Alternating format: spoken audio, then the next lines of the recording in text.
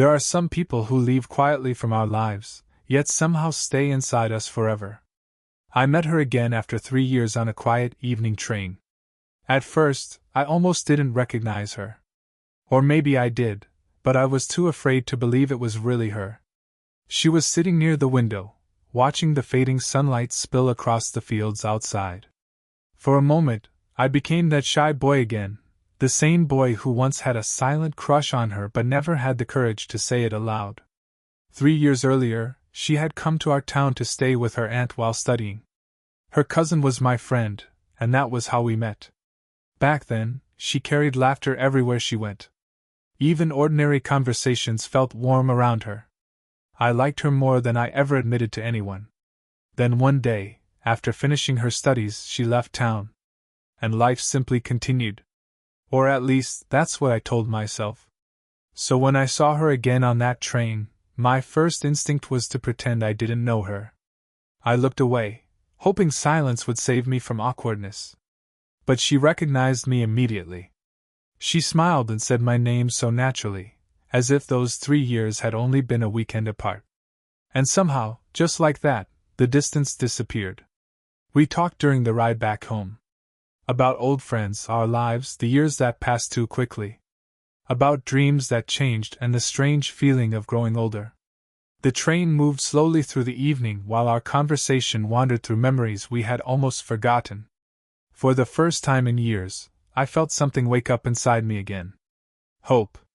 After that day, we started meeting often on the train. She had work in town for a while, and our paths kept crossing as if fate had suddenly remembered us. Some days we talked endlessly.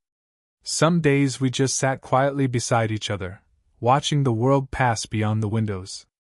And strangely, even silence felt meaningful with her. I started waiting for those train rides more than anything else in my day. Then one afternoon, she asked me to wait for her at the station. So I did. I stood there for nearly an hour while trains came and went.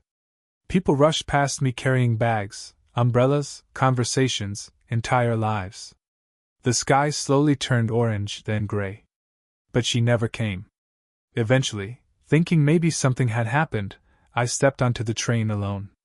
As the train slowly began to move, I looked outside one last time. And there she was, running toward the platform. Breathless. Looking for me. Our eyes met through the train window for only a few seconds. She stopped as the distance between us slowly grew. Neither of us moved. Neither of us smiled. There was something unbearably sad in the way she looked at me, as if she had arrived too late for something important she could never get back. Only later did I realize the truth. She was leaving for home that day. She had wanted to see me one last time before she left. And that moment at the station was our goodbye. But the cruel thing about life is that sometimes the most important goodbyes don't feel like goodbyes until they are already over. The train carried me farther away while she became smaller and smaller behind the glass.